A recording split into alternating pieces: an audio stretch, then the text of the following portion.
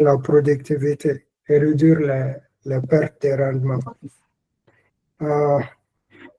Du coup, peut-être je vais laisser ma collègue Céline faire ses présentations et ensuite on pourra commencer la présentation. Merci à vous. En effet, merci beaucoup Aboubakar pour la parole. Bonjour à tous. Bonjour, je ne sais pas si vous pouvez réagir même dans le chat. On ne pourra pas permettre à tout le monde d'ouvrir les micros pour éviter les interférences. Bonjour, je suis désolée. Je ne peux pas ouvrir mon micro, ma caméra, pardon. Je suis au laboratoire actuellement, donc voilà. Est-ce que vous pouvez me répondre dans le chat? Bonjour. Et puis, pendant que vous me répondez, est-ce que vous pouvez me dire de quel pays vous êtes connecté? Ça me fait plaisir, en tout cas, d'être là avec vous. Je me présente en même temps. Je suis Juline Diken Malungu, comme vous l'avez certainement vu sur l'affiche. Je suis doctorante comme Aboubakar. Je travaille beaucoup plus sur l'optimisation des bonnes pratiques agricoles. Bien sûr, j'ai aussi un aspect de séquestration du carbone dans le sol Aboubakar. Je suis titulaire d'un master en biotechnologie appliquée à la production végétale. Vous l'aurez compris, certainement, on parle d'agriculture. C'est vrai que l'agriculture englobe un peu tout ce qui est végétal et animal, mais moi, j'ai plus un profil végétal. Donc, je suis principalement localisée au Maroc. Je suis au Maroc actuellement, mais je fais ma thèse en co-tutelle avec l'Université des sciences et techniques de Massoukou au Gabon. Donc voilà, bienvenue. Je profite pour saluer Judith, Selma, Charbel et vous tous. Donc je vais un peu essayer d'expliquer un peu comment ça se passera, le cours. Après, vous aurez le premier cours, pas avec moi aujourd'hui en tout cas, mais avec Aboubakar. Bonjour Noélia. Au Maroc, on dit Marba. Donc bienvenue. Donc le cours, je ne crois pas que vous aurez un support. C'est pour cela qu'on insiste sur la présence. Ce n'est pas tant un cours magistral comme on est en amphi à la faculté, c'est beaucoup plus une formation. Donc, soyez là autant que possible. Soyez vraiment là autant que possible. Et si vous avez des contraintes par rapport à l'heure, vous pouvez nous écrire. Si on voit que bon, beaucoup de personnes, peut-être l'heure ne leur convient pas, Aboubakar et moi, on peut discuter comment peut-être arranger les horaires. Donc, soyez là autant que possible. En ce qui concerne le déroulement des cours, lorsque que ce soit notre très cher doctorant Aboubakar ou bien moi, qui sera en train de présenter les cours, vous avez le droit de poser les questions, mais seulement levez la main ou bien écrivez la question dans le chat pour un peu coordonner. Voilà. Pas que tout le monde ouvre son micro en même temps comme ça et après, c'est pas très intéressant.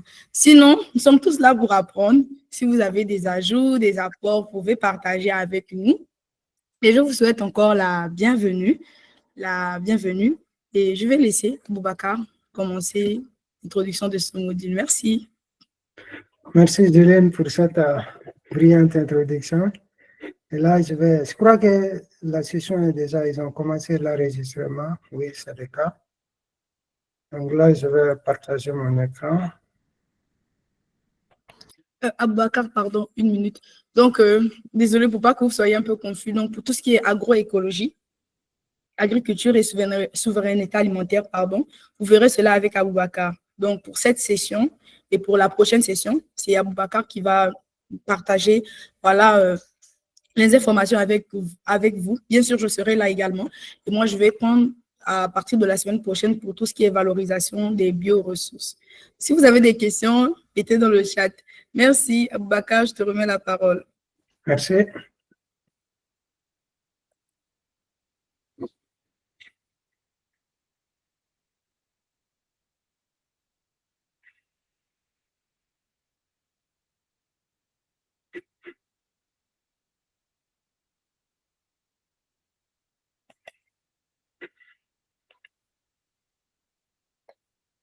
Je crois que là, vous voyez la présentation, non? Oui, on voit. Super. Et voilà, bienvenue encore. Donc, pour ce cours, nous allons essayer de le dispenser comme je l'a indiqué, il y a principalement trois axes. Le premier, c'est les bases de l'agriculture durable ainsi que de l'agroécologie. Ensuite, la gestion des déchets agricoles ou la valorisation des bioressources. Et pour le troisième axe, la contrainte du temps. Donc, nous allons essayer de présenter ça pour la prochaine édition. Pour cette édition, nous nous focaliserons principalement sur les deux premiers axes, à savoir l'agriculture durable et l'agroécologie, ainsi que la valorisation des bioressources agricoles. Et en ce qui concerne l'objectif général de la thématique, il s'agit en effet de comprendre le système agricole durable, la sécurité alimentaire, ainsi que la valorisation des bioressources.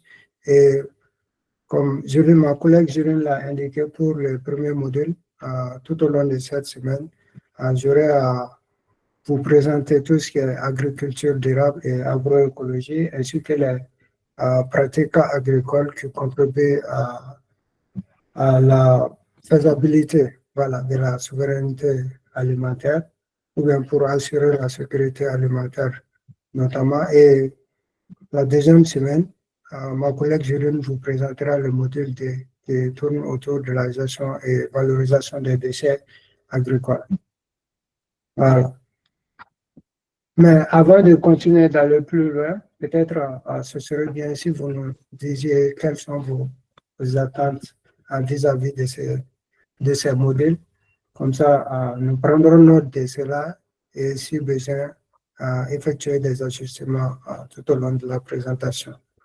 Et à vous, si vous pouvez nous faire mention de... Bon, je crois que ce serait bien d'écrire au niveau du chat ou bien de lever la main.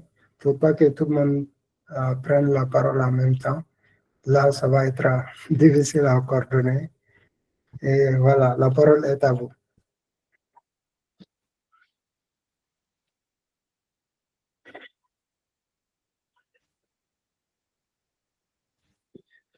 Et vous êtes là. Voilà, essayons de faire ça de façon interactive. C'est vrai que moi, je suis là pour présenter le cours, mais je suis là également pour apprendre de vous. Donc, on est là tous pour apprendre l'un de l'autre. Donc, toutes vos questions sont les bienvenues. Questions et commentaires seront les bienvenus.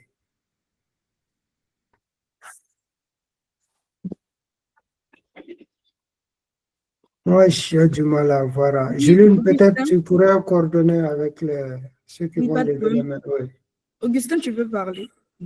Oui, bonjour d'abord.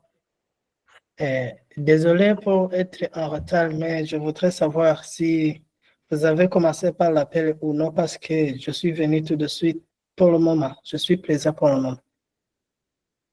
Par rapport à cette question, on n'a pas effectué d'abord l'appel et ça va se faire par acte de présence. Et les questions que nous sommes en train de poser actuellement, c'est des questions plus ou moins liées à la thématique et pas la présence. Je crois qu'il y a l'équipe ARC qui est là qui va assurer tout ce qui est présence. Et si vous êtes connecté, ne vous inquiétez pas. Et voilà. D'accord, merci.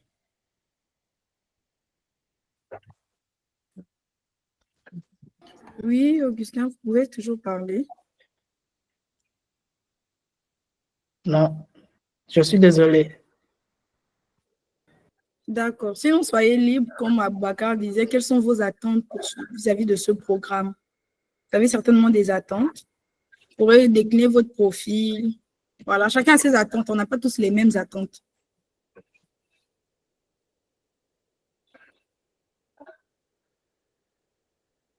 Bon. Oui, Monsieur Charbel. Ok, bonjour, chers tuteurs, chers tutrices, pardon. Bonjour tout le monde, j'espère que vous allez bien. Pour ce qui relève de ma part, en termes d'attente, je pense que c'est déjà dans le flow, hein, mais je vais quand même me permettre de l'énoncer encore. Déjà, lorsque nous sommes en agriculture, je voudrais savoir ce qu'on appelle concrètement, ou du moins ça renforcer mes connaissances sur ce qu'on appelle les déchets agricoles. Donc déjà ça. Et maintenant, lorsqu'on parle de la valorisation de ces déchets, quel est à peu près le circuit ou bien la chaîne que cela peut suivre pour qu'on puisse valoriser de manière efficace ces déchets. Et à part ça aussi, quel est le but en fait? Quel est le but? Quel est l'objectif? Quelle valeur cela, euh, bon, quelle valeur on a à utiliser, à exploiter, voilà, les déchets agricoles. Donc voilà ce que je voudrais, bon, je vais partager comme attente pour cette session. Merci bien. Merci pour cette brillante commentaire. Voilà, comme je l'ai indiqué tout au début de la présentation, il y a 5 parties qui vont être assurées lors de la deuxième semaine. Ça concerne le deuxième module. Ma collègue Jérôme vous présentera tout ce qui est voilà, valorisation des déchets agricoles et comme vous l'avez mentionné, quelle est notamment la valeur ajoutée en essayant de mettre à profit justement ces déchets agricoles. Et vous inquiétez pas à ce sujet, vous allez être très bien servi. Merci Ouais. beaucoup. Monsieur Là, Daniel Malao, vous avez la parole. oui, juste pour... Merci beaucoup pour la parole. Je peux aller. Ok, merci beaucoup pour la parole. Je reprends au nom de Amala Mapis. Désolée, j'ai fermé le micro de oui, Monsieur Daniel Malao parce qu'il y a un problème d'interférence. on dirait qu'il est connecté à 2 appareils. D'accord. Aboubacar, tu voulais dire quelque chose? Oui, Sinon, je voulais juste mentionner le fait que cette semaine, ça va être en plus les généralités, globalités, genre comprendre d'abord c'est quoi l'agriculture durable et ses principes notamment, ensuite les bases en agroécologie. Ici, nous pourrons détailler tout ce qui est valorisation des déchets agricoles, ses valeurs ajoutées, etc. d'accord, merci. Monsieur Djibrila Nassirou, c'est ça?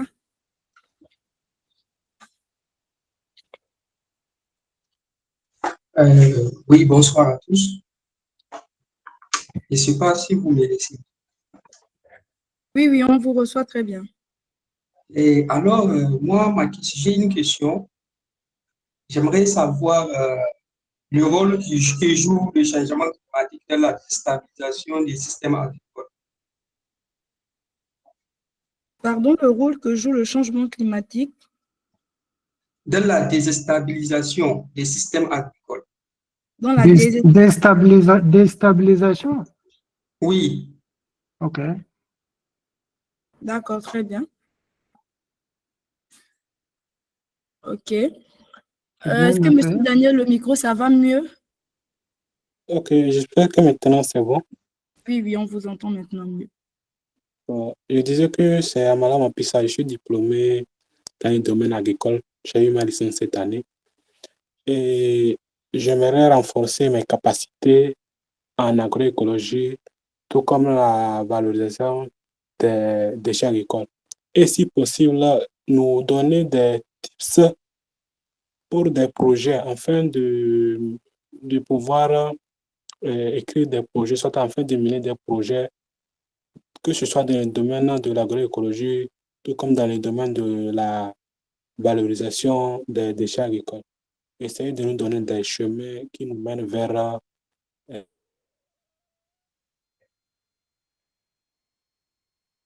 les idées de projets. Voilà. Merci.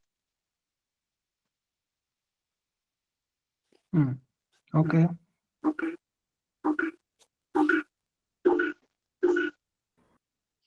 D'accord, merci. Monsieur Daniel Amalawa, avez-vous une autre intervention? Ok, c'est bon. Monsieur Michel, vous avez la parole. Ok, bonjour tout le monde, je vous salue, chers tuteurs. Et moi, On ne vous entend pas très bien. Le son est faible. ok, je vous salue, chers tuteurs, et je vous remercie pour cette séance que vous nous accordez. Et moi, mes attentes dans ce cours seraient de savoir, puisque nous parlons de l'agriculture de souveraineté alimentaire, et en même temps de la valorisation des déchets, des valeurs ajoutées que cela a. Maintenant, quelles sont les relations qui lient les deux là? Et maintenant, est-ce tous les déchets qui seront valorisés ou qui sont valorisés? Bien, ce sont mes attentes à la fin de ce. Merci. Oui. D'accord, je pense qu'on va prendre encore une ou deux attentes et après, je vais te remettre la parole à Bouddha. Oui, effectivement. Et par la suite, voilà, si vous avez d'autres attentes, je crois que vous pouvez les mentionner au niveau du chat. D'accord. Ouais. Monsieur Yassongui Serge, vous pouvez...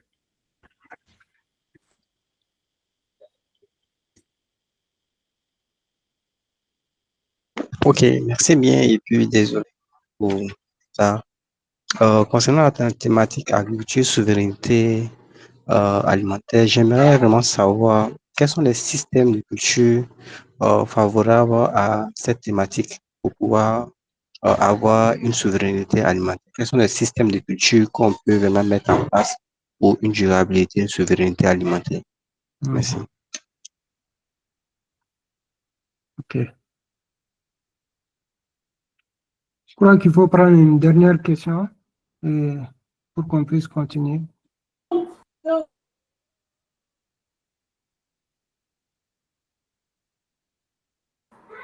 Bon, il y a une intervention dans le chat. Donc, Monsieur Florent dit qu'il aimerait savoir si l'agriculture durable et ses principes peuvent être associés au phénomène de l'intelligence artificielle pour l'optimisation des bonnes pratiques agricoles. D'accord, merci. Merci beaucoup pour vos attentes. Je crois qu'on va s'arrêter là. Et si vous avez des questions, comme je l'ai dit, soit vous levez la main, soit vous écrivez directement dans le chat. Effectivement, n'hésitez pas à mentionner toutes les questions que vous pourrez avoir. Et ainsi, on va continuer. Et voilà, pour ce modèle, qui est l'agriculture durable et l'agroécologie, nous allons essayer de suivre. La présentation se fera selon le plan ici présent. Je vais introduire c'est quoi le développement durable en général, et ensuite l'agriculture durable. Et nous verrons par la suite l'historique de l'agriculture durable, le contexte historique, et c'est quoi les liens entre le changement climatique et la nécessité de mettre en place, de concevoir une agriculture durable. Quelles sont des pratiques agricoles durables, notamment l'agroécologie. Et nous verrons également quelques biens et services écologiques, ainsi que leur contribution à l'agriculture durable et à la sécurité alimentaire.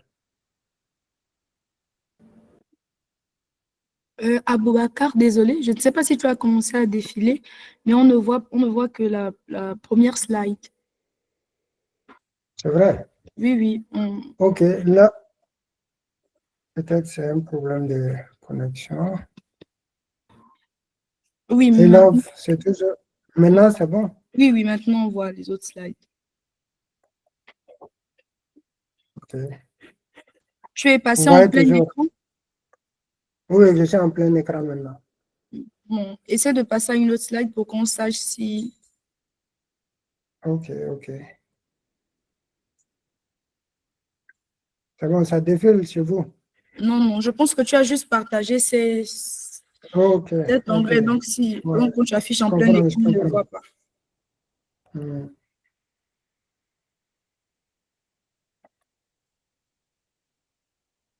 Ok.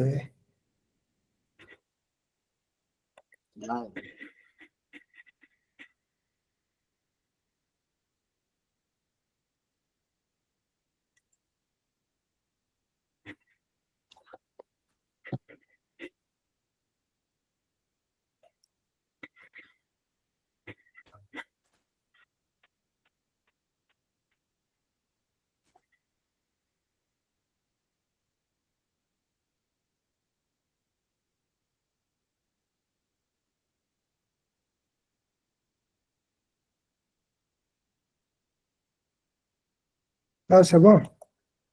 Oui, c'est bien mieux. OK, d'accord, super.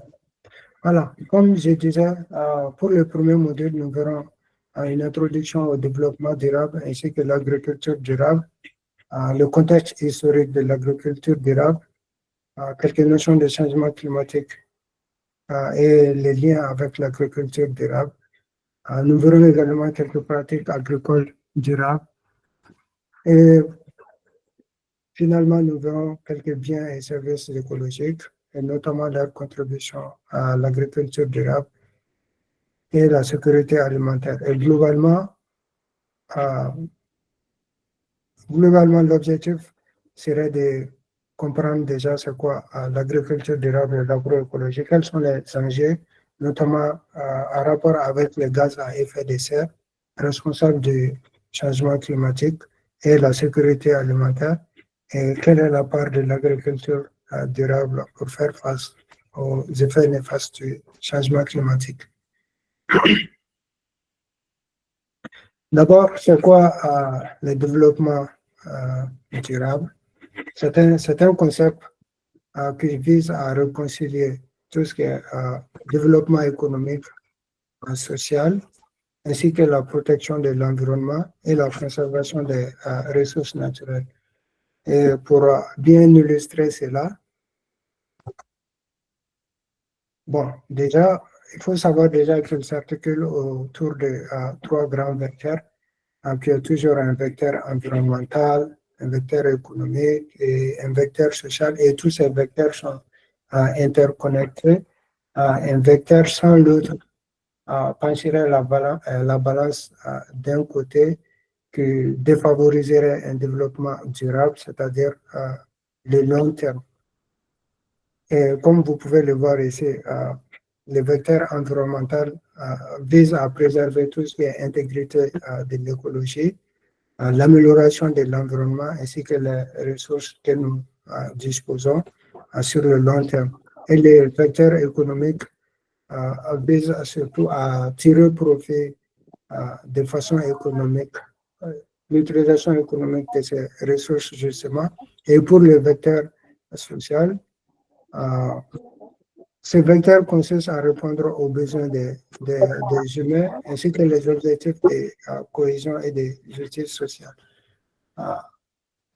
Voilà, vous pouvez s'il vous plaît fermer vos micros afin de ne pas perturber la présentation.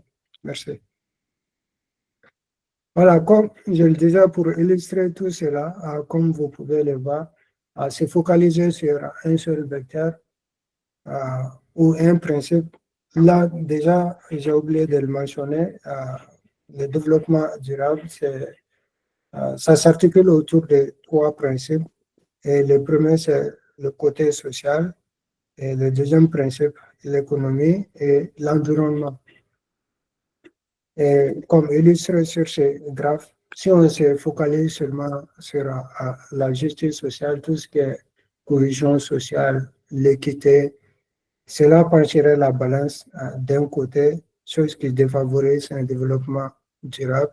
Et de l'autre côté, si on se focalise sur la préservation ou la conservation de l'environnement, cela pencherait aussi la balance d'un autre côté, d'où la nécessité d'associer, de concilier les trois composantes, les trois principes, à savoir le principe environnemental, social et économique, afin, voilà, on va dire entre guillemets, d'équilibrer la balance.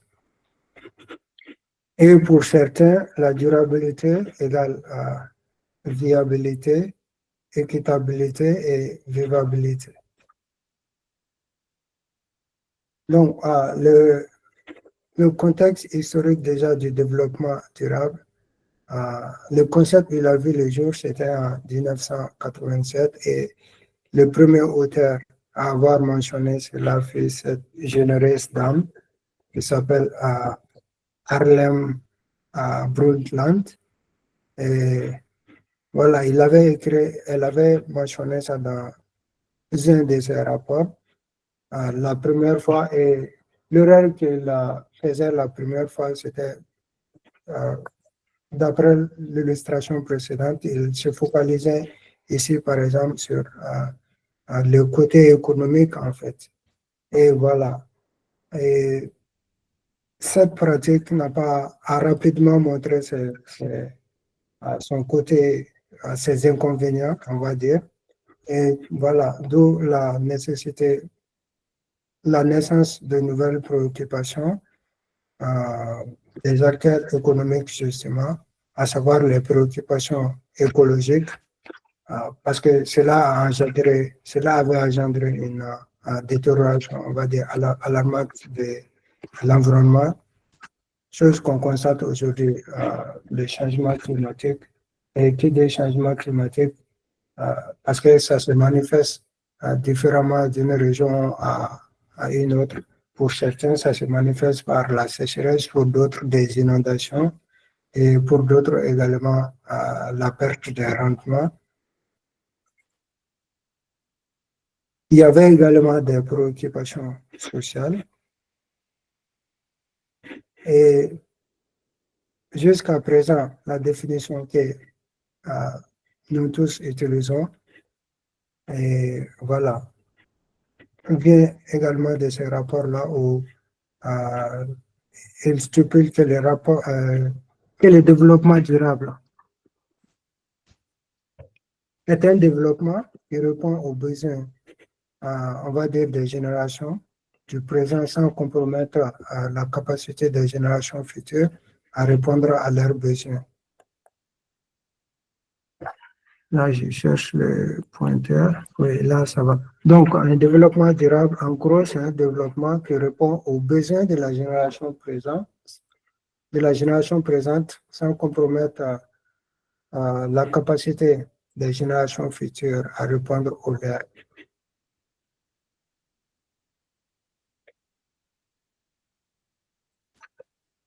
Donc, après avoir compris c'est quoi le développement durable et l'agriculture durable maintenant, c'est un processus par lequel les êtres humains aménagent leur écosystème et contrôlent les cycles biologiques d'espèces domestiques. Et cela dans le but de produire des aliments et d'autres ressources utiles à leur société. Et cela passe par un ensemble de savoir-faire et activités ayant pour objet la culture des sols.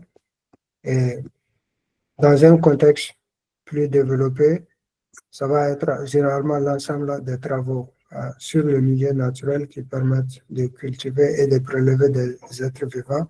Par exemple, le cas des champignons ou bien des microbes utiles, en général pour l'agriculture, mais surtout utiles à l'être humain. Donc, toujours l'agriculture durable, en anglais, Sustainable Development, est une application à l'agriculture des principes du développement durable, les trois principes qu'on avait dans les slides précédentes. Donc, c'est l'application à l'agriculture de ces trois principes durables ou soutenables tels que reconnus par la communauté internationale à Rio de Janeiro, au Brésil, en 1992. Donc, l'agriculture durable est un système de production agricole qui vise à assurer une production pérenne de nourriture, de bois et de fibres en respectant les limites écologiques, économiques et sociales. Donc, en gros, l'agriculture durable cherche à limiter l'usage des pesticides.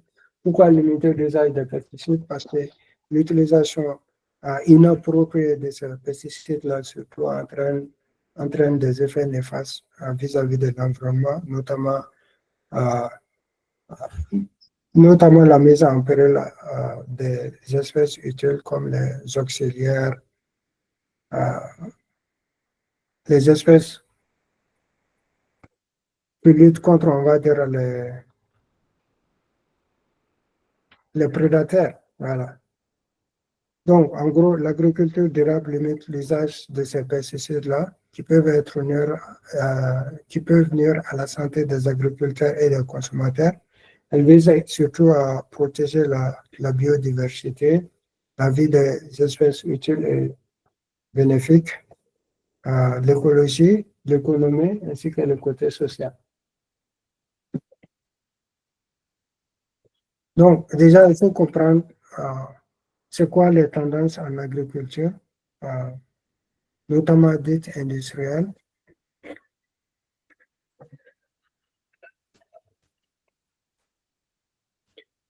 Donc, ici, d'un côté, vous avez l'avènement de l'agriculture industrielle, notamment la révolution industrielle qui a vu le jour au XVIe siècle et au XVIe siècle et au XIXe siècle, et qui a généré également l'innovation et la production intensifiée. Et cela s'est accompagné par le besoin d'optimiser les productions. Et ainsi, cela s'est démontré par la mise en place de, comment on appelle, de certaines caractéristiques, des caractéristiques bien définies à l'agriculture industrielle, notamment la mécanisation de la production au niveau des fermes, l'augmentation de la productivité du sol en utilisant les engrais synthétiques, les engrais chimiques, l'usage sélectif on va dire des variétés à haut rendement, ainsi que les organismes génétiquement modifiés, la lutte contre les ravageurs, en utilisant également les pesticides, la manipulation à travers l'utilisation de l'usage des phytohormones afin d'optimiser la croissance des plantes, l'élevage des animaux dans des espaces confinés, et l'usage des antibiotiques et des suppléments alimentaires pour optimiser la production animale, notamment les bœufs, et la mécanisation de l'irrigation. Et si vous avez il y a des parties que vous ne comprenez pas ici, n'hésitez pas à me poser la question pour une explication plus détaillée. Et toujours dans les tendances de l'agriculture industrielle, cela s'est commencé d'abord par la mécanisation des pratiques agricoles, et ça a commencé déjà par la mécanisation des opérations culturelles, des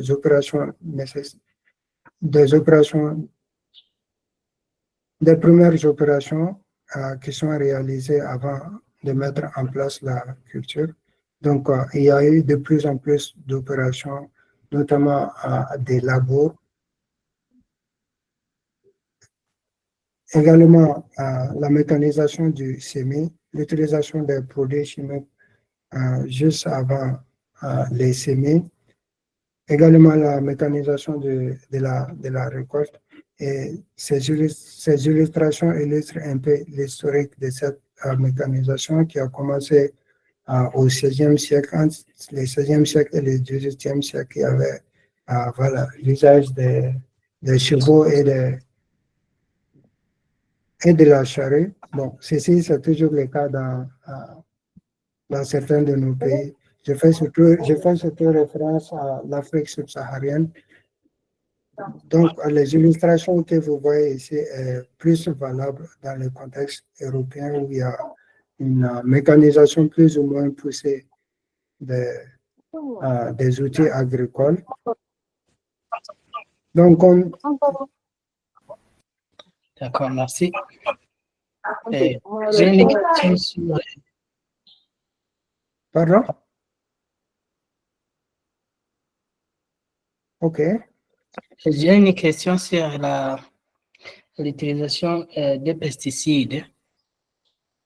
Dans l'agriculture durable, nous venons de voir que cette agriculture vise à limiter l'usage des pesticides parce que ces pesticides contribuent à la nuisance de la santé des des agriculteurs.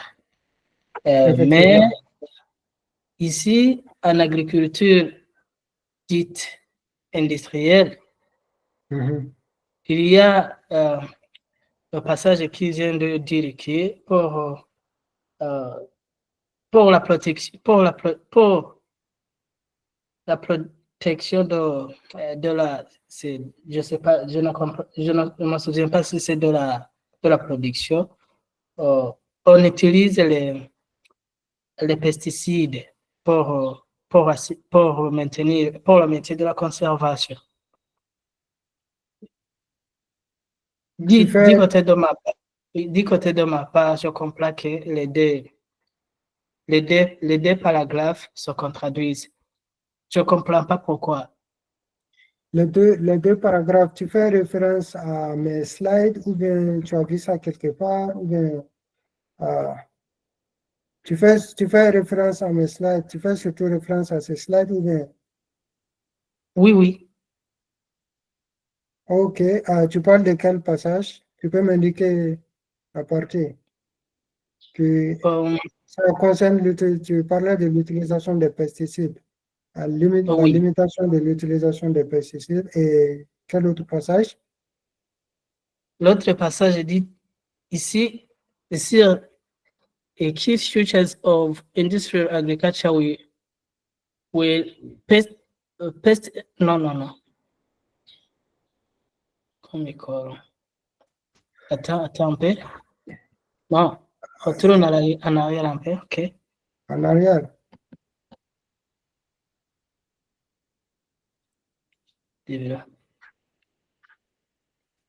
Non, vous êtes trop loin. Ok. If I plan to Okay, can you Okay, just we are testing the disease control using synthetic pesticides. Yeah, to be fast, if you can summarize, your question so that I can respond to it because time is going. We almost spent 1 hour. Yeah. Please summarize your question so that I can. Ok, voici où réside ma question. Dans l'agriculture durable, Mhm. on aurait dit qu'il Mhm. faut limiter l'utilisation des pesticides parce qu'ils Effectivement. contribuent à la nuisance de la santé et pour les Absolument. agriculteurs. Absolument. Mais ici, dans l'agriculture industrielle, Mhm. on utilise... non, il ne faut pas courir. Retourne un peu. Voilà. Ici, vous venez de dire que on utilise les pesticides pour... Ok, je crois que, oui, mais là, il faut comprendre. Là, je suis en train de parler du contexte. Tout ça, c'est le contexte historique. Pourquoi déjà l'agriculture industrielle est devenue un problème? Parce qu'il y a eu ceci, il y a eu cela. Et les causes qui ont engendré cela sont, entre autres, l'usage excessif des pesticides. Tu comprends? Oui, je comprends, monsieur. Et maintenant, cet usage excessif des pesticides va entraîner des effets nuisibles vis-à-vis des organismes bénéfiques à la nature. D'accord. Voilà, d'où la nécessité de mettre en place une agriculture durable et respectueuse de l'environnement pour ne pas mettre en péril justement cet environnement ou bien les ressources naturelles dont nous disposons.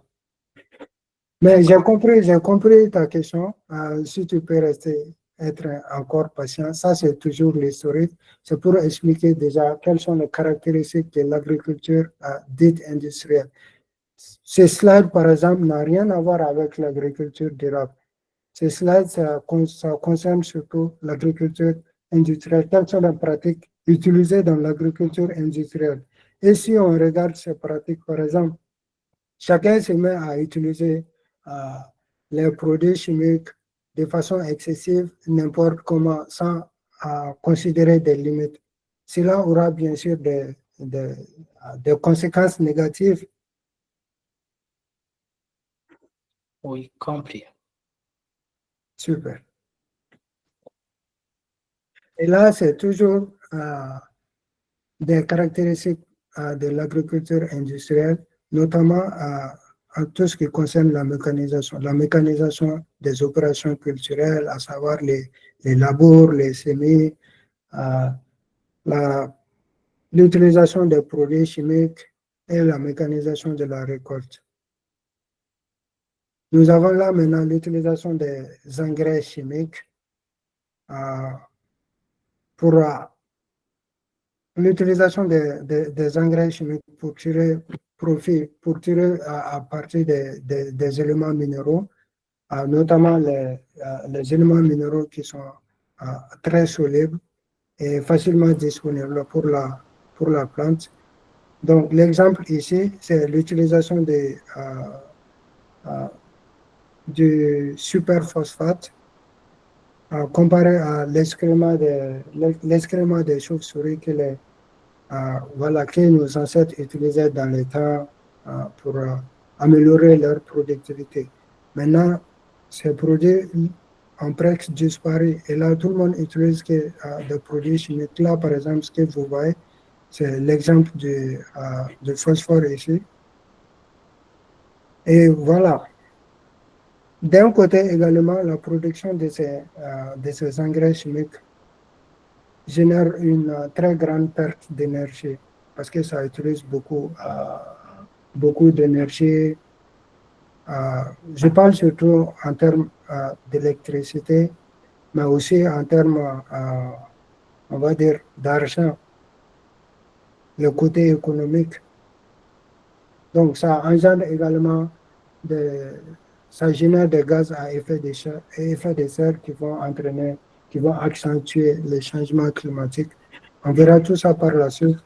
Mais ça, c'est une vue d'ensemble de l'utilisation des engrais chimiques dans le contexte de l'agriculture industrielle. Là également, nous avons toujours on va dire, cette fois-ci, c'est les pesticides. Et comme je le disais, l'utilisation de ces pesticides a engendré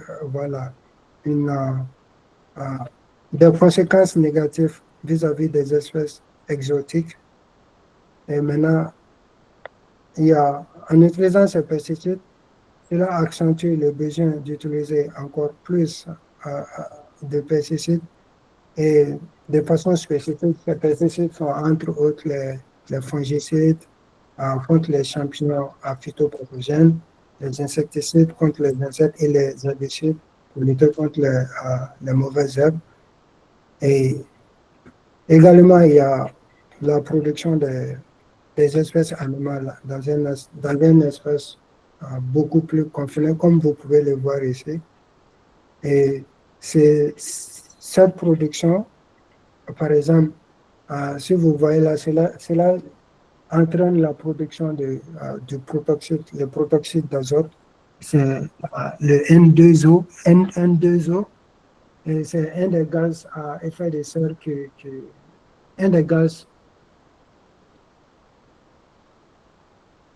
gaz à effet de serre, c'est, on va dire, le plus potent des gaz à effet de serre. Nous avons les N2O, il y a également les CO2, il y a également le méthane. Donc, et ça, surtout, en plus de libérer les N2O dans l'atmosphère, ces eaux-là également peuvent s'infiltrer au niveau de la nappe phréatique, des nappes phréatiques. Et plus d'intrusion des nappes phréatiques, cela va entraîner la contamination de l'eau potable et ce qui va influencer directement la santé humaine.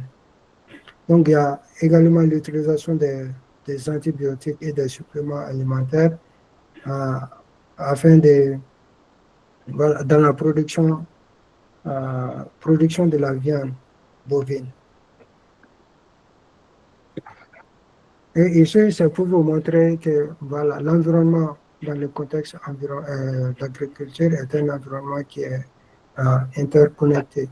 Tu agis sur un élément, cela influencera à l'autre élément. Par exemple, ici, nous avons la désertification qui s'accentue ici.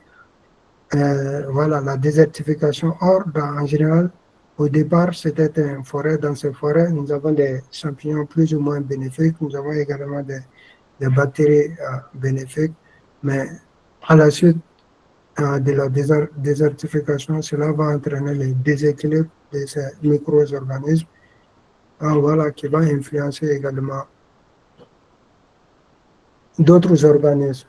De ce côté, nous avons tout ce qui est les biotiques, genre les vivants. Ici, nous avons les facteurs abiotiques, à savoir la pluviométrie, la sécheresse, etc.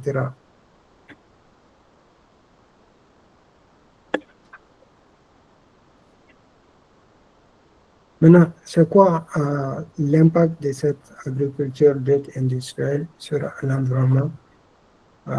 Premièrement, la mécanisation et le travail du sol, la mécanisation des opérations agricoles déjà. Si on prend l'exemple du travail du sol, c'est la première cause des érosions des sols. Et d'après les statistiques de la FAO, cela entraîne une érosion estimée de 5 gigatonnes par an de sol qui est perdu par érosion. Donc, cela en comparaison avec des pertes dues à l'eau sont entre 20 à 30 gigatonnes par an. Chose qui est énorme parce que si on travaille les sols, il y a le sol qui n'est plus couvert et cela rend les sols vulnérables en fait. Déjà, ça accentue la minéralisation du carbone qui va être libéré dans l'atmosphère et générer ou accentuer les effets des changements climatiques. Et en cas de pluie également, cela entraînera le ruissellement des éléments minéraux qui se trouvent au niveau de ce sol. Et s'il y a des micro-organismes, ces micro-organismes doivent être exposés au soleil et voilà, ils vont être affectés. Il y a également la compaction du sol. La compaction du sol survient notamment par l'utilisation des tracteurs. On appelle ça les tassements. Au fur et à mesure qu'on utilise des tracteurs au niveau du sol, je parle surtout des gros tracteurs. Donc cela, petit à petit, va compacter les sols et le résultat serait la compaction du sol. Et en présence d'un sol compacté, il y a la libération surtout du protoxyde d'azote dans l'air, les CO2 et le méthane dans les conditions anaérobiques. Et les cycles du travail du sol, séchage du sol, accentue la respiration microbienne, qui est la minéralisation du carbone et la libération du CO2 dans l'air. Et dans certains cas également, cela affectera la qualité de l'air, comme vous pouvez le voir ici.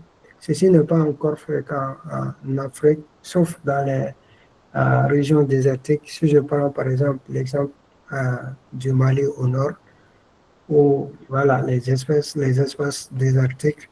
Donc ça, c'est des tempêtes, voilà, des tempêtes de poussière. Et l'exemple ici, c'était aux États-Unis. Donc, tout ça, c'est pour dire que le travail continuel du sol, sans des limites, peut entraîner des effets directs en termes de génération de poussière, de libération du CO2. Ici, je mets trop l'accent sur les CO2. Voilà, c'est surtout pour faire référence au changement climatique.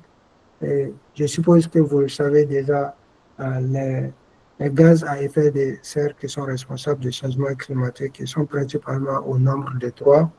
Et le premier, c'est les CO2, le deuxième, le N2O, le protoxyde d'azote, et nous avons également le méthane qui a un effet plus ou moins minime comparé aux deux autres. Et sur les graphes que vous voyez ici, dans cette étude, par exemple, ils s'intéressaient, leur objectif, c'était de comparer, de voir quelle est la quantité de protoxyde d'azote qui va être libérée en présence d'un sol compacté et d'un sol non compacté. Et ça, c'est le nombre d'années d'utilisation de la terre agricole, en fait. Et sur une longue période, c'est une longue étude, on va dire. Et comme vous pouvez le voir, là, si le sol n'est pas fertilisé en absence de fertilisants, nous avons en absence de fertilisants, la libération du protoxyde d'azote est presque pareille dans les sols compactés comme dans les sols non compactés, sauf dans cette dernière partie-là. Mais maintenant, dans les cas où il y a l'engrais NPK, l'azote, phosphore et potassium est utilisé, à chaque fois, on voit un effet accentué de la libération du protoxyde d'azote si le sol est compacté. Chose qui corrobore avec ce qu'on disait ici, le sol compacté dans les conditions anaérobiques, voilà, entraînera la libération des gaz à effet de serre dans l'atmosphère et en conséquence l'accentuation de l'augmentation des effets du changement climatique. Ici, c'est pour surtout illustrer les effets indésirables de l'utilisation des herbicides sur la biodiversité, la diversité au niveau de la faune du sol, les organismes vivants du sol. Là, je fais surtout référence aux organismes et styles. Et cette étude est en fait une méta-analyse où une méta-analyse, c'est plus l'utilisation des données secondaires, genre la collecte des données primaires, les rassembler pour générer des informations secondaires. Et comme vous pouvez le voir ici, ils ont utilisé différents types de produits chimiques. Il y a, par exemple, des produits chimiques qui sont plus ou moins généraux, ici spécifiques. Le cas des insecticides est spécifique aux mauvaises herbes, ici spécifique aux fongicides. Et ça, c'est les produits chimiques à large spectre, qui est plus ou moins similaire aux produits à substances multiples. Et comme vous pouvez le voir ici, l'effet, en utilisant des produits à large spectre, l'effet est significativement négatif comparé aux produits spécifiques en termes d'abondance et de diversité des espèces utiles, des organismes utiles. Et même cela en utilisant des doses recommandées, l'effet est toujours significativement négatif. Donc, d'où la nécessité de favoriser les substances qui sont sélectives, spécifiques, réduire les doses, bien sûr, et en favorisant les pratiques de lutte intégrée. IPM, Integrated Pest Management en anglais. Donc, cela passe d'abord par la surveillance des populations non cibles comme indicateur de santé de ces sols-là. Par exemple, les auxiliaires comme les coccinelles, les parasitoïdes et même les abeilles qui font la pollinisation, qui assurent la pollinisation des cultures. Donc, nous avons également ici l'effet indésirable de l'utilisation des herbicides sur la biodiversité des espèces animales. Ici également, nous avons une autre méta-analyse qui indique que, voilà, en exposant les espèces animales, les espèces, la faune sauvage surtout, aux herbicides, entraînent des effets qui sont significativement négatifs. Ici, l'étoile ici indique que l'effet il est significatif et comme vous le voyez, c'est toujours du côté des valeurs négatives. Donc là, c'est l'utilisation du glyphosate tout seul, ou bien le glyphosate, les glyphosates herbicides, genre qui est spécifique aux mauvaises herbes seulement. Donc, peu importe la spécificité, l'effet est toujours négatif, que ce soit sur les espèces terrestres, les espèces aquatiques, ou bien les invertébrés séparément, ou les vertébrés. Il y a également l'aspect de la reproduction, la croissance de l'espèce en tant que telle. Donc, peu importe, il y a un effet négatif. Et là, c'est l'illustration en fait du glyphosate. En fait, et ça, surtout, ça me rappelle l'agriculture, l'utilisation des produits chimiques dans nos pays. Moi, par exemple, quand j'étais très jeune, je partais pendant les vacances au village. L'utilisation des produits chimiques, c'était comment?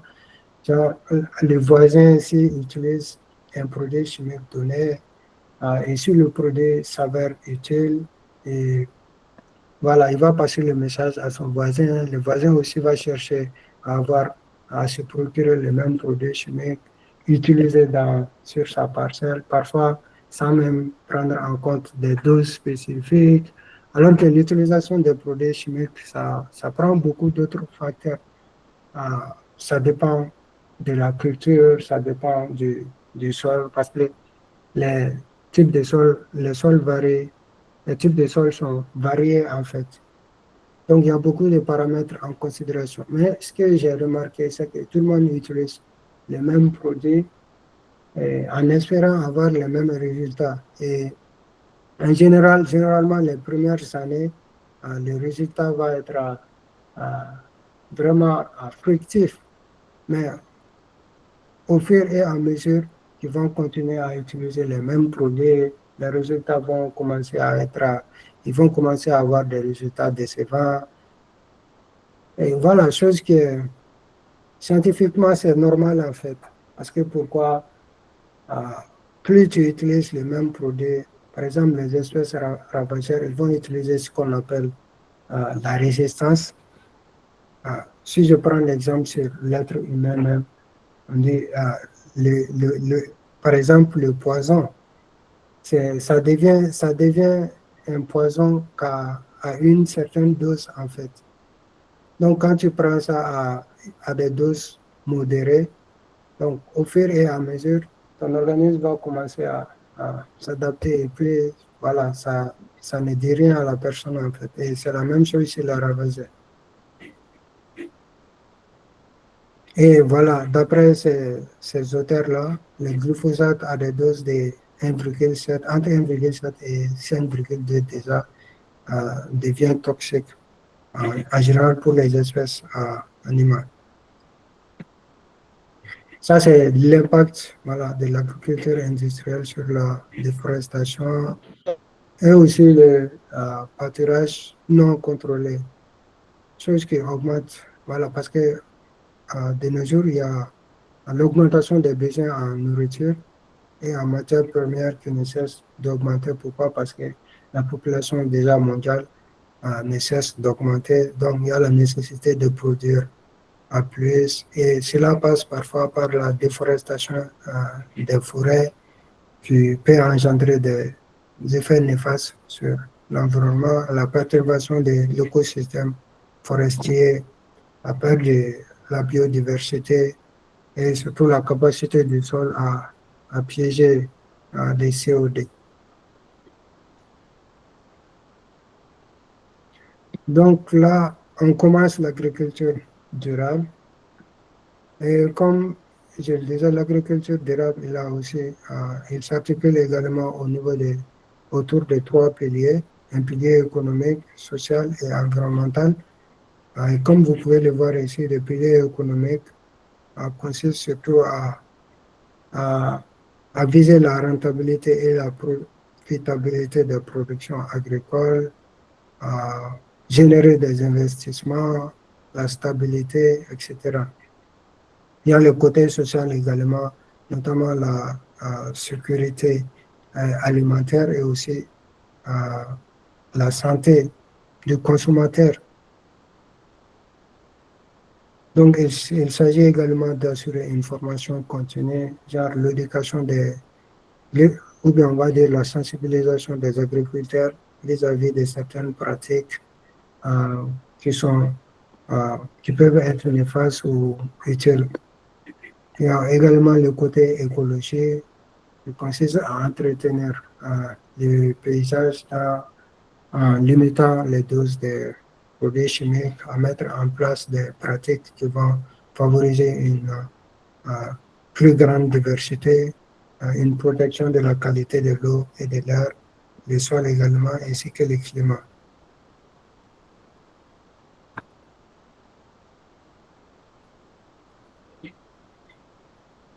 Donc, le développement agricole, d'après le Fonds international de développement agricole, FIDA, il pense que le développement agricole passe par les petits producteurs d'abord, et je suis d'accord avec cela, notamment dans le contexte africain. Pourquoi? Parce que l'agriculture africaine est majoritairement assurée par les producteurs, les petits producteurs. Et ici, nous avons 80% des productions en Afrique sont assurées, surtout par ces petits agriculteurs. Et malheureusement, si on prend le monde en entier, il y a 20%. Cela peut être, sinon même plus, sont en état de famine, qui n'arrivent pas à avoir accès à une nourriture suffisante de qualité. Et pourquoi cela devient important? Parce que la population humaine ne cesse de s'accroître. Par exemple, d'après les prévisions, je crois que maintenant ils sont en train de dire 9 milliards, mais ici, dans la statistique, nous voyons à 8,5 milliards, mais je crois que ça doit être 9 milliards d'habitants qui est prévu dans l'année 2030. Donc, il faut impérativement augmenter la production agricole pour nourrir ces 9 milliards de personnes. Et d'où la notion de sécurité alimentaire pour donner à tout un chacun, pour que tout un chacun ait accès à une nourriture de quantité et de qualité également. Donc, il y en a qui, surtout dans les pays européens, ils parlent surtout de souveraineté alimentaire. Ça, c'est un autre niveau. La souveraineté alimentaire, genre décider de sa propre politique agricole, de telle sorte que les producteurs agricoles décident de quoi produire, comment assurer la production, où est-ce qu'il faudrait produire et pour qui est-ce qu'il faudrait produire. Nous, malheureusement, on n'est pas arrivé à ce niveau d'avant. Nous cherchons toujours la sécurité alimentaire, c'est-à-dire avoir accès à une nourriture en quantité et de qualité.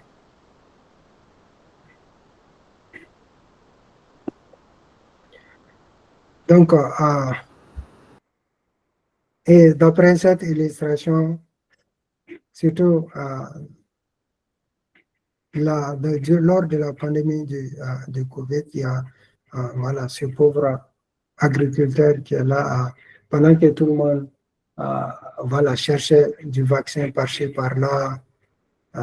Voilà, les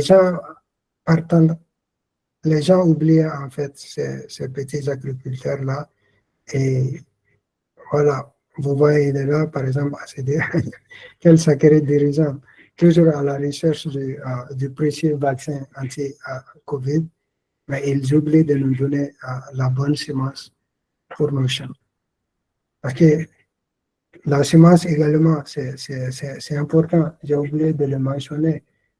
Une pratique assez courante chez nous, c'est que, par exemple, si je prends l'exemple du maïs, nous, quand on produisait, par exemple, cette année, pour prévoir la production de l'année prochaine, on conservait les semences, de maïs en gardant de côté certaines graines de maïs qui sont prélevées de la production de cette année. Or, plus la même graine, on produit la même graine, elle perd en productivité. On appelle ça perte génétique. En fait, il y a certaines capacités génétiques que la graine perd au fur et à mesure que la graine se multiplie ou bien passe par des étapes de fécondation. Donc, d'où la nécessité de mettre en place des structures ou bien la recherche et développement pour chaque fois produire des semences de qualité qui vont préserver leur capacité de production. Et voilà, lors du Covid, malheureusement, ce n'était pas le cas, visiblement pour ces petits agriculteurs. Et pour conclure cette partie de l'agriculture durable, voilà, il s'agit, ce n'est pas en fait une situation stable ou quelque chose de statique, mais plutôt une transition vers un cap, une situation de meilleure, on va dire. Ce n'est pas une fin en soi, mais beaucoup plus une révolution vers le mieux. Et c'est quoi, c'est mieux? Il s'agit de réduire la pauvreté et mettre en place des moyens de subsistance, améliorer la sécurité alimentaire, c'est-à-dire produire en quantité et en qualité également, utiliser les ressources naturelles de manière durable. Par exemple, au lieu de chaque fois utiliser des produits chimiques, les engrais chimiques, on pourrait utiliser des amendements organiques pour compléter également ces engrais chimiques-là. L'amélioration de la santé humaine, réduire l'utilisation des pesticides parce que l'usage excessif de ces pesticides pourrait indirectement affecter, mettre en péril la santé humaine, donc atteindre plus d'égalité dans l'agriculture. Ça, c'est le côté social, l'équité sociale. C'est surtout l'accès, on va dire l'accès par exemple aux engrais chimiques. Malheureusement, dans certains pays d'Afrique, l'utilisation des engrais chimiques.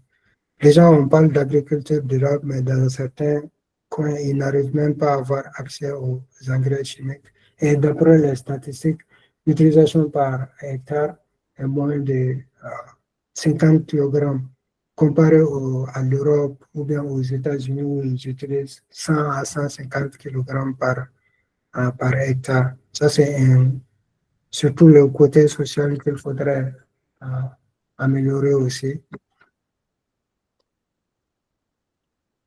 Et là, c'est pour vous présenter quelques statistiques. L'autre, c'était 2030. Là, c'est 2050. Donc, les prévisions indiquent que la population humaine serait de 9,2 milliards. Et ceci est un défi notamment en Afrique subsaharienne, avec quelques pays où la transition démographique n'est pas encore terminée, comme l'Inde et notamment les pays asiatiques. Nous avons des besoins alimentaires accrus en termes de céréales et protéagineuses. Et maintenant, dans les pays émergents, c'est plus la consommation de la viande. Il y a également une augmentation accrue des agrocarburants, chose qui pourrait mettre en péril la sécurité et la souveraineté alimentaire. Parce que l'étude des agrocarburants, c'est plus,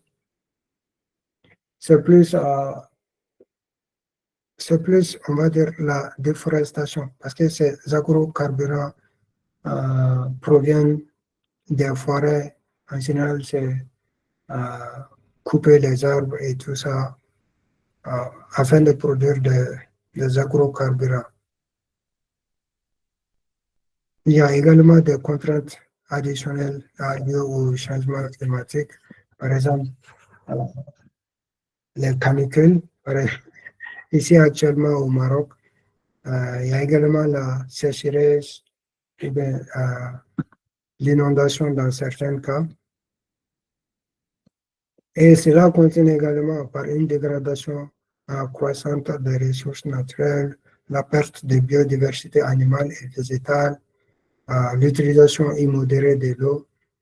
Donc, d'où la nécessité de proposer des techniques simples de conservation des eaux et des sols. Il y a également la dégradation des sols et pollution des eaux, notamment due à l'agriculture industrielle, la dégradation de la qualité des paysages.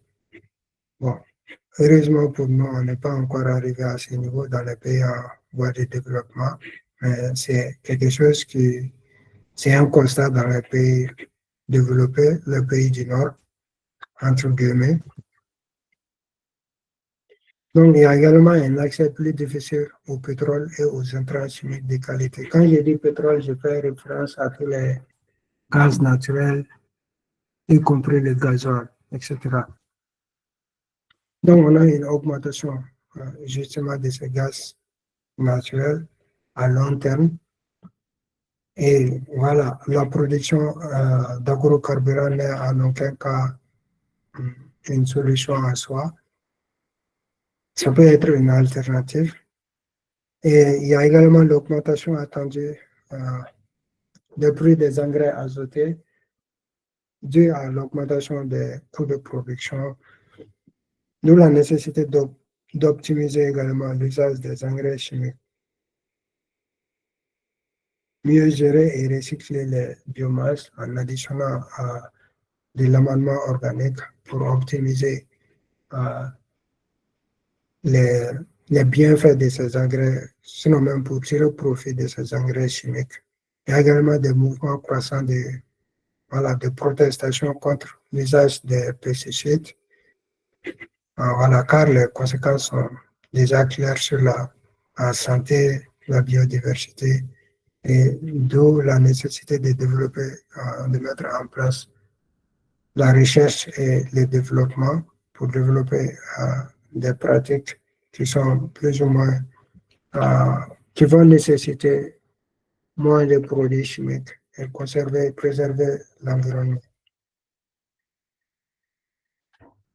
Donc ici, on pense que la solution, ça passe par l'agroécologie. Et là, ça continue toujours avec les statistiques. Je crois qu'on est presque arrivé à la fin, donc je vais essayer de me dépêcher.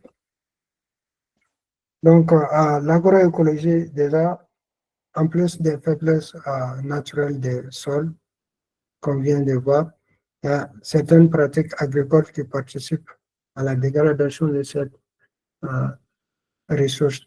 Par exemple, l'utilisation continuelle des opérations agricoles, comme par exemple les labors à travers la mécanisation, l'utilisation excessive des produits chimiques. Tout cela met en péril le système agroécologique, donc d'où la nécessité d'augmenter la productivité des produits agricoles et la protection de l'environnement. Et l'agroécologie permet d'assurer cela, surtout dans un contexte de changements globaux qui se traduit par une croissance démographique et les changements climatiques.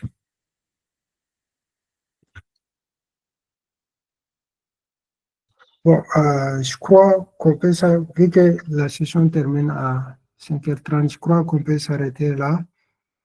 Et pour le jeudi, on va continuer avec en détail les principes d'agroécologie avec des pratiques agroécologiques et durables en vue d'une sécurité alimentaire.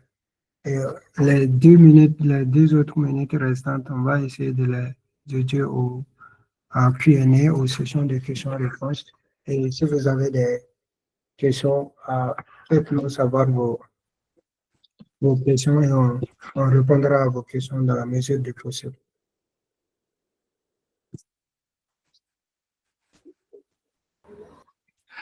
Merci beaucoup Aboubakar pour la présentation. C'était très riche en tout cas. Il y a des détails que parfois on connaît, mais on connaît superficiellement. Et avec la présentation, je crois qu'on a appris de nouvelles choses, n'est-ce pas? Je crois que vous avez appris de nouvelles choses et peut-être certaines choses que vous connaissez déjà, vous avez appris dans les profondeurs. Donc, avant de lire les questions qui sont dans le chat, parce qu'on a pas mal de questions quand même dans le chat, tu peux faire un tour dans le chat pour voir les questions. Je crois que M. Djibrila avait levé la main au milieu de la présentation. Il y avait certainement une question à poser.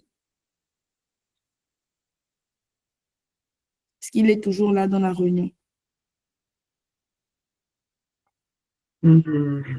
OK. Sinon, s'il n'est pas là, on va prendre la première question. Vous pouvez lever la main si vous avez une question en même temps que celles qui sont dans le chat. Vous pouvez lever la main et prendre la parole. Donc, OK. Je cherche les questions. D'accord. Donc, Monsieur Florent nous demande comment un sol compacté peut avoir des pores pour libérer les gaz à effet de serre. Comment un sol compacté pourrait libérer les CO2? Les gaz que libère surtout, c'est le protoxyde d'azote. Tu peux répéter la question? Comment un sol compacté peut avoir des pores pour libérer les gaz à effet de serre? Monsieur Florent, si vous êtes là, vous pouvez poser aussi la question de vive voix vous-même. Ça ne dérange pas.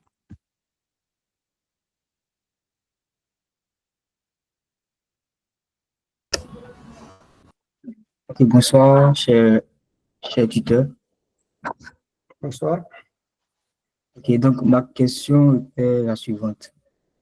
Donc, je voudrais savoir, lors de votre présentation, vous avez dit qu'un sol compacté permettait de faire une libération des gaz à effet de serre et tout.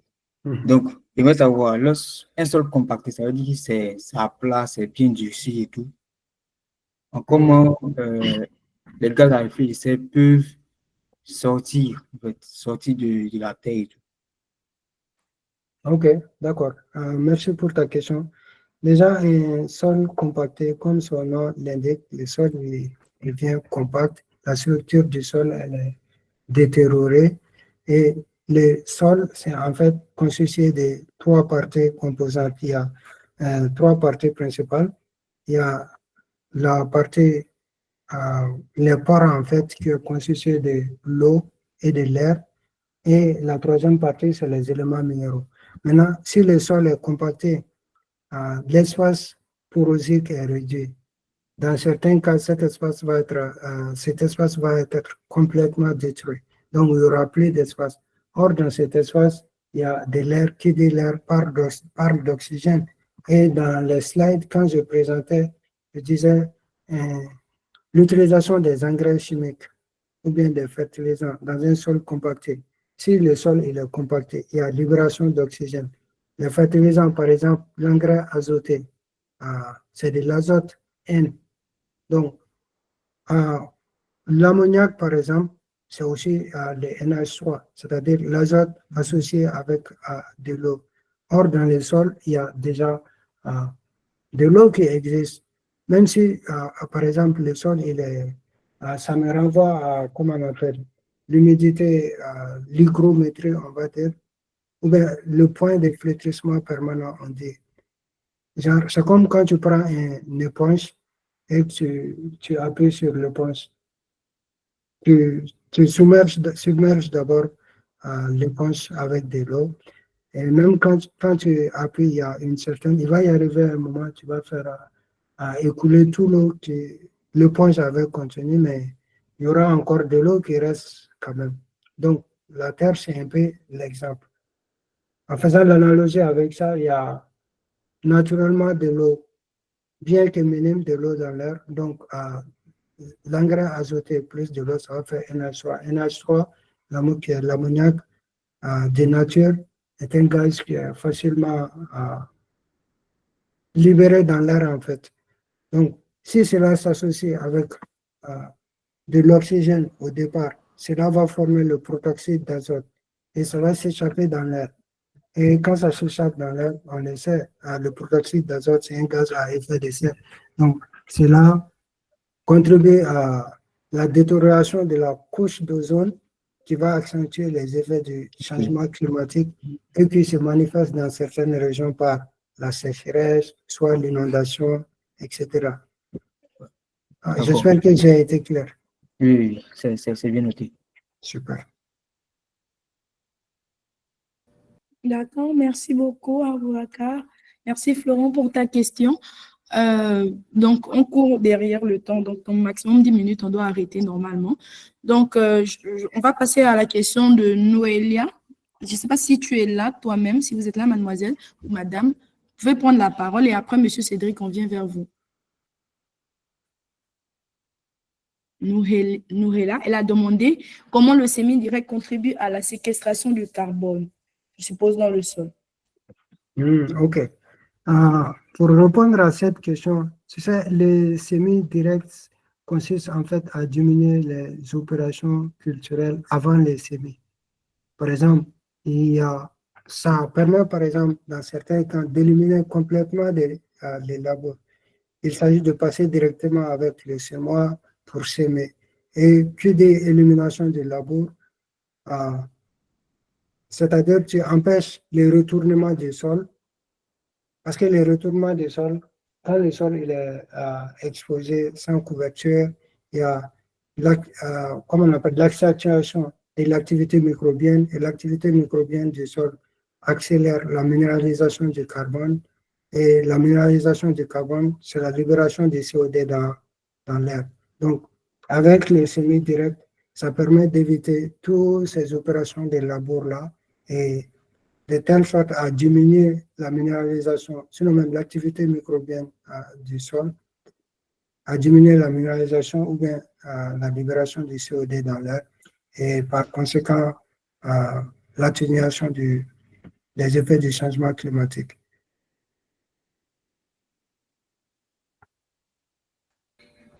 D'accord, merci beaucoup. Merci. Bon, je vais juste ajouter quelque chose par rapport à la réponse d'Aboubakar sur la séquestration du carbone dans le sol, notamment comment le semi-direct favorise cette pratique. Vous savez, comme il a précisé, pour ceux qui ne le savent pas, comme on vient chacun d'un background assez différent, le semi-direct, c'est tout simplement, tu prends une graine et puis tu sèmes dans le sol. Donc, tu ne t'occupes pas de labourer. En tout cas, on minimise le labour dans cette pratique-là. Et quand tu ne laboures pas, quand vous allez au champ et vous ne labourez pas, en fait, vous laissez comme l'agrégation naturelle du sol être là. Vous ne perturbez pas l'agrégation. Donc, s'il y avait puisque le sol, il est déjà agrégé, je ne sais pas si ça se dit comme ça, mais si le sol, il a déjà ses agrégats qui ne sont pas perturbés, ça favorise en fait la séquestration du carbone dans le sol. Donc, on ne perturbe pas un certain équilibre qui est là. L'autre aspect, c'est par rapport à la biodiversité. Donc, comme on le sait, il y a beaucoup d'articles déjà qui sont publiés par rapport aux espèces qu'on trouve naturellement dans le sol, le rôle qu'ils jouent en tout cas dans la séquestration du carbone dans le sol. Lorsque vous allez au champ, bien vous êtes dans votre champ industriel, lorsque vous labourez le sol, vous perturbez en fait, il y a des vers de terre qui sont là.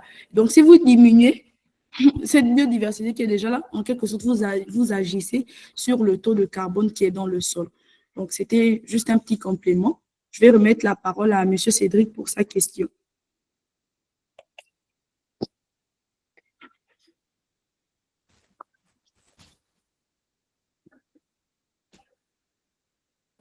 Vous pouvez ouvrir votre micro, s'il vous plaît, on vous entend. Bonsoir tout le monde.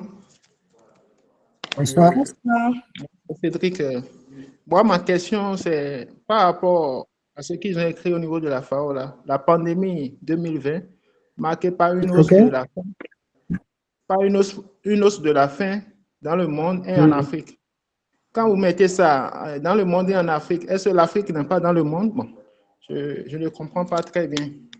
Non, quand je dis dans le monde, c'est pour accentuer en fait l'effet sur l'Afrique. Ok. D'accord. Par rapport à la recherche, il y a la souveraineté alimentaire. Nos pays africains, par exemple, ils ne sont pas financés, ils ne financent pas la recherche. Comment vous voulez qu'il soit, quelle est la souveraineté alimentaire? C'est ma préoccupation. Parce qu'un peuple qui ne finance pas sa recherche, il ne peut pas être souverain. C'est clair. Ok. Oui, c'est pourquoi je disais tantôt dans ma présentation, Je parlais de sécurité alimentaire et de souveraineté alimentaire. Nous sommes toujours jusqu'à présent à la recherche de la sécurité alimentaire. On ne va même pas parler de souveraineté alimentaire. La souveraineté alimentaire, c'est dans les pays, on va dire, développés, les États-Unis, etc. Alors nous sommes toujours à la recherche de la sécurité alimentaire pour assurer déjà que tout le monde ait accès à une nourriture de qualité, en quantité, mais surtout de qualité. Et cela passe par la vulgarisation, l'investissement dans la recherche et le développement, chose qui est malheureusement mis de côté dans nos pays. Et pourquoi? Parce que, voilà, la vie, c'est des questions de priorité. Peut-être ils ont d'autres priorités, mais tout ça, c'est la politique. Nous, on s'intéresse à la recherche. Et donc, les paysans, souvent, ils gardent les semences. C'est-à-dire qu'après la récolte, ils conservent leurs semences. Là, déjà, ils sécurisent déjà comment on appelle, les pertes génétiques. Effectivement. Effectivement. Okay. Oui, oui. D'accord. Là, c'est... Parfois, Donc, ils n'ont pas... Dans ce sens, il faut encourager les paysans à conserver leurs semences au lieu de leur demander d'acheter à chaque fois. Parce que c'est... Leur demander d'acheter, c'est leur demander de perdre leurs semences bio. Non, il y a des organismes spécifiquement pour ça. Je crois que ça, c'est quelque chose qui doit être...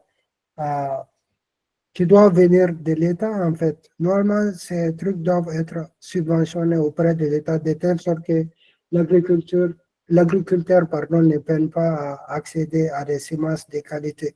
Sinon, conserver les semences à partir de la propre production de l'agriculteur même, cela va générer une perte génétique et dans certains cas, la perte de production, chose qui n'est pas, qui est très défavorable aux yeux de l'agriculteur, parce que l'agriculteur est surtout intéressé par la productivité, les rendements. Voilà. Et s'il y a possibilité, ce serait mieux, voilà, de passer par ces organismes-là, les organismes de certification qui sont là chaque fois à développer des semences de qualité, des semences plus productives.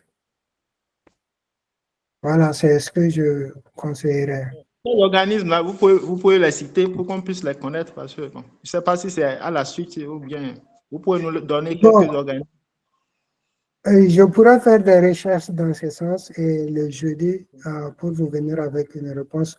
Là, actuellement, je suis au Maroc. Dans le cas du Maroc, il y a la structure en place, ça s'appelle l'ONCA, le Conseil agricole en fait.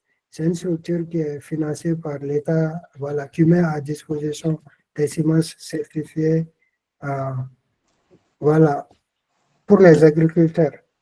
Et tout ce qui est aussi, tout ce qui est phytosanitaire, il y a également l'ONSA, ça s'appelle l'Office national de sécurité alimentaire et sanitaire. Tout ça, c'est pour assurer des semences indemnes, voilà, des produits, on va dire des ravageurs. Ça, c'est le cas du Maroc, mais malheureusement, vous venez de quel pays déjà? Moi, je viens du Bénin. Ok, d'accord. Je pourrais faire des recherches dans ce sens et le jeudi, on pourrait en discuter. D'accord, merci beaucoup. Merci. Merci, on va essayer d'être un peu plus bref dans les questions parce que déjà, on est dans le temps additionnel. Donc, il y a des questions dans le chat. Ne vous en faites pas, j'ai bien lu les questions. Je vais y arriver après. Donc, Monsieur Amoussou, vous avez la parole. Merci beaucoup, Madame Juline. Donc, je voulais revenir un peu surtout par rapport à votre intervention concernant les organismes fuisseurs qui sont un peu responsables de la séquestration de carbone. Je voulais demander, est-ce que cela concerne également par exemple, des organismes à la surface du sol comme la macrofaune et dans quelle mesure? Tu peux répéter la question, s'il te plaît? Ok, donc c'était Oui. plus à propos de la faculté des... Est-ce que lorsqu'on parle d'organismes fruisseurs qui contribuent également à la séquestration de carbone dans le sol, comme les vers de terre et autres, est-ce que cela concerne également d'autres organismes comme la macrofaune à la surface du sol et ceci dans quelle mesure?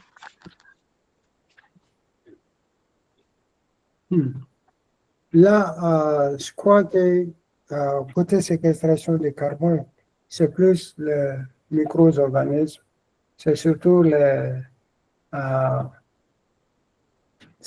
les champignons. Les champignons et les petits micro-organismes.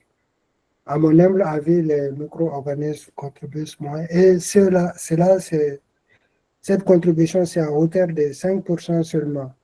Ça, c'est côté micro-organisme. Sinon, la séquestration du carbone en soi, ça passe déjà ça passe par la culture d'abord, à mettre en place des pratiques qui vont justement favoriser cette séquestration.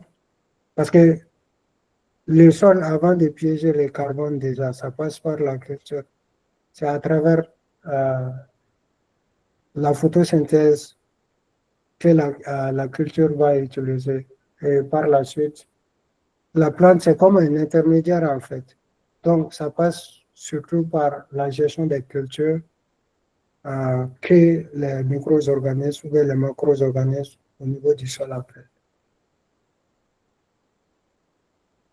Je ne sais pas si j'ai été clair. Oui, cela contribue un peu à éclairer un peu ma lanterne. OK. D'accord, merci beaucoup. Je vois que vous avez des questions un peu variées.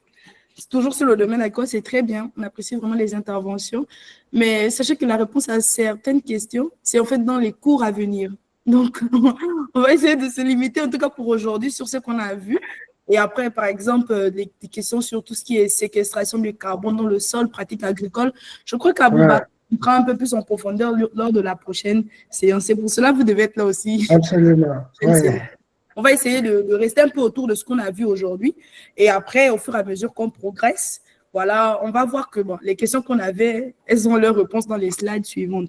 Donc, je vais prendre 2 dernières questions pour aussi, par contrainte de temps.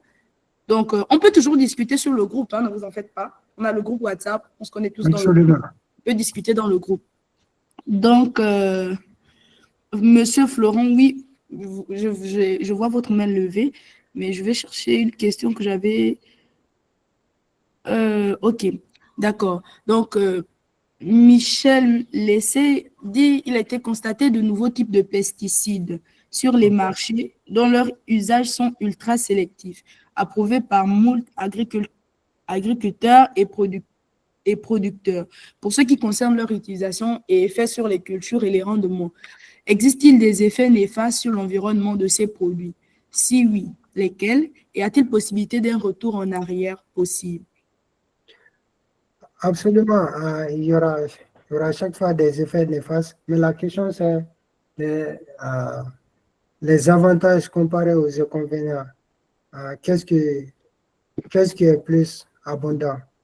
Donc, déjà, pour répondre à la question, je crois que ça pourrait être utile si, par exemple, dans le groupe de discussion WhatsApp, tu peux nous faire mention du produit en question, parce qu'avant de se prononcer, il faut savoir de quel produit on parle déjà.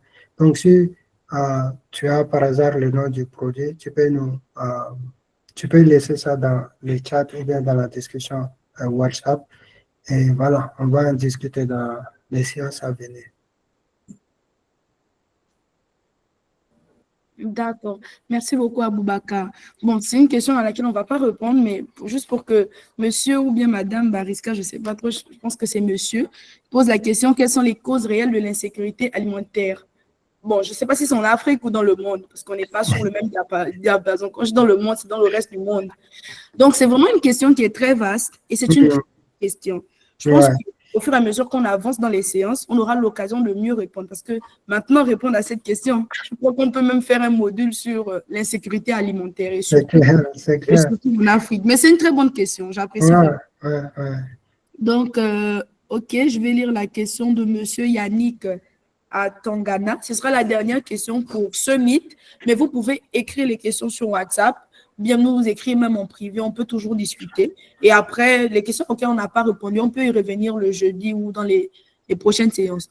Donc, Monsieur Yannick dit, s'il vous plaît, pourquoi vous dites qu'il faut favoriser les petits agriculteurs pour atteindre la souveraineté alimentaire? Donc, ça, c'est la première question. Et comment le digital soil mapping peut-il contribuer à l'agriculture durable, notamment en produisant des cartes numériques de type de sol ou celles des propriétés des sols? Je pense que tu vas répondre surtout à la première question. La deuxième question, je crois qu'on aura bien la réponse lors de la séance prochaine. Donc, pourquoi vous dites qu'il faut favoriser les petits agriculteurs pour atteindre la souveraineté alimentaire? Ok, rapidement, pourquoi j'ai dit qu'il faut favoriser les petits agriculteurs? Parce que comme vous l'avez vu, la majorité des producteurs, c'est notamment les petits agriculteurs. Et ces petits agriculteurs-là, ils sont très vulnérables. Pourquoi? Il n'y a pas assez de moyens. Ils sont vulnérables aux effets du changement climatique, à la sécheresse, aux inondations, le minimum des problèmes, on va dire, naturels, ça affecte les petits agriculteurs. Et or, la majorité de nos producteurs sont justement ces petits agriculteurs-là. Donc, logiquement, ça devient impératif de protéger ces agriculteurs-là, de les accompagner de telle sorte qu'ils puissent maintenir leur production et, si possible, l'améliorer afin qu'on puisse atteindre cette sécurité alimentaire. Parce que, à la différence des grands producteurs, ces grands producteurs, en général, ils ont beaucoup de moyens, beaucoup d'argent, et en général, leur production, c'est destiné à l'exportation. Ce n'est pas destiné au marché local, rarement. Donc, la question devient très simple. Et pour aussi donner des éléments de réponse concernant l'utilisation des cartes digitales et leur contribution à la sécurité alimentaire, si je prends par exemple l'exemple du carbone ou de l'azote, disons, justement avec ces cartes digitales, on pourrait avoir une estimation d'une parcelle donnée. Quel est le stock en carbone ou le stock en azote? Ces stocks est-il assez suffisant pour maintenir une production optimale? Ou bien ce n'est pas suffisant. Si ce n'est pas suffisant, quelle quantité faudrait-il ajouter, de telle sorte à ajouter une quantité, on va dire, de limiter les apports en fait, d'ajouter la quantité optimale, pas trop, ni moins également. Donc, ça c'est un élément de réponse, mais dans les prochaines séances, je crois que cette question, elle sera, on va répondre à cette question. Merci. D'accord, merci beaucoup. On va prendre la toute dernière question, parce que ça a un peu attrait à ce qui nous a été présenté aujourd'hui. Donc, c'est la question de Monsieur Florent. C'est la deuxième question en l'occurrence. Quelle est la nuance entre égalité et équité dans le développement durable? Égalité et équité. Déjà, en développement durable, on parle d'équité. On essaie d'éviter ce qu'on appelle égalité. Par exemple, équité, c'est-à-dire, si je prends toujours l'exemple sur les petits producteurs et les gros agriculteurs, les petits agriculteurs, ils n'ont pas les moyens. Les grands agriculteurs, ils ont les moyens. Donc là, si on doit mettre ou bien se focaliser sur l'égalité, ce serait de donner les mêmes choses, les mêmes quantités aux deux types de producteurs, chose qui continuera de défavoriser les petits agriculteurs. Donc, d'où la nécessité de faire appel à la notion de l'équité. Genre, donner ce qu'il faut à la personne qu'il faut. S'il faudrait donner beaucoup aux petits agriculteurs, ou bien accompagner les petits agriculteurs de telle sorte qu'ils puissent se mettre plus ou moins au même niveau que les grands agriculteurs. Voilà. Je crois que c'est ça la nuance entre les deux. Donc, en développement durable, c'est plus l'équité comparé à l'égalité. Ok, merci bien, merci bien. D'accord. Merci beaucoup, Aboubakar. Merci à vous tous qui êtes connectés. Je ne sais pas si j'ai sauté la question de quelqu'un. Sinon, vous pouvez tout simplement écrire dans le groupe WhatsApp ou ou rappeler à la prochaine séance et puis on va répondre. Moi, je vous remercie pour votre participation, pour votre interréactivité, pour votre réactivité, pardon. Donc, la prochaine séance, je crois que c'est le jeudi, 16h30, c'est ça? Jeudi à 16h30. Donc, voilà, on sera connecté jeudi à 16h30 déjà. Venez et apprenons tous ensemble. Voilà, merci beaucoup, Aboubakar. Ouais. Quelque chose à dire. Ah, c'est tout, hein. On va continuer la présentation le jeudi. Et voilà, nous allons discuter de tout ce qui est pratique agricole, agroécologique. Voilà, pour justement répondre à ces questions de sécurité alimentaire. Et voilà, nous sommes impatients de vous avoir à nouveau parmi nous. Et ce fut un plaisir. Et bonne soirée à tous et à toutes. Bye. Merci, bonne soirée.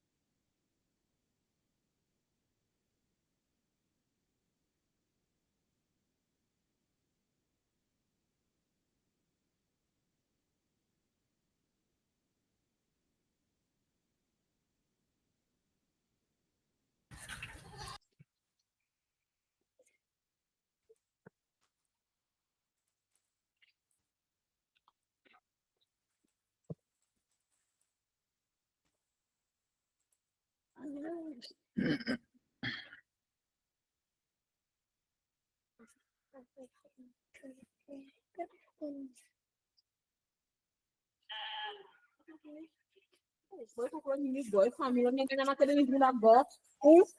E family o ta ko mi to hu fa ko mi lo.